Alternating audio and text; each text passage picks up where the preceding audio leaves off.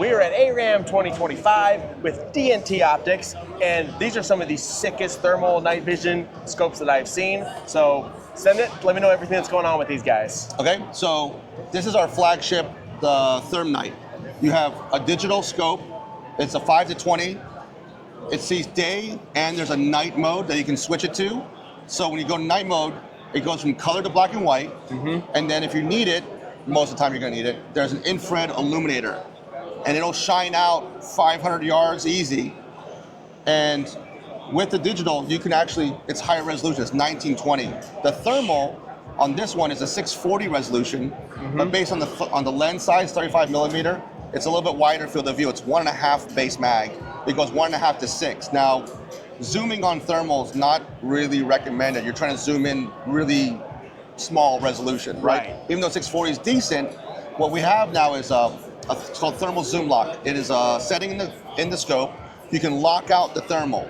And so when you zoom, only the digital will zoom in. The thermal will stay locked at that nice wide field of view. Now think of it like a red dot on a scope. I can just scan with my thermal, hey, there's something hot and alive over there. Once I point my thermal at it, my digital reticle's already on target. I can already be zoomed in. I don't have to do anything. I just point, look, glance down, and take the shot. And I can positively ID things. Now, it is digital. It is infrared, using infrared light. Now, there are some situations where you might have to rely solely on thermal. If there's brush or the game is behind, grass or bedded down or something, you just can't quite clearly see it because the light will splash off vegetation. It makes it a little hard to see, but thermal doesn't see light. It just sees right through it. Now, if you want a little bit more magnification, this thing's not out yet. It's the 650R. It's got a bigger lens on it, and now your base mag's 2.5. So you're gonna get a little more optical boost to see much further, right? Because we got a guy, 301 Night Crew, just killing coyotes. He's a coyote serial killer.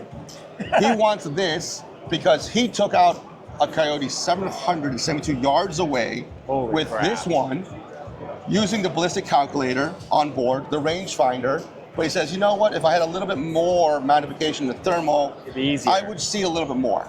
And he's just using a handheld scanner the whole time. This is great for scanning. This is good for reaching out further. So let's touch on that. You said it's got an onboard rangefinder and ballistic calculator that pairs to an app, correct?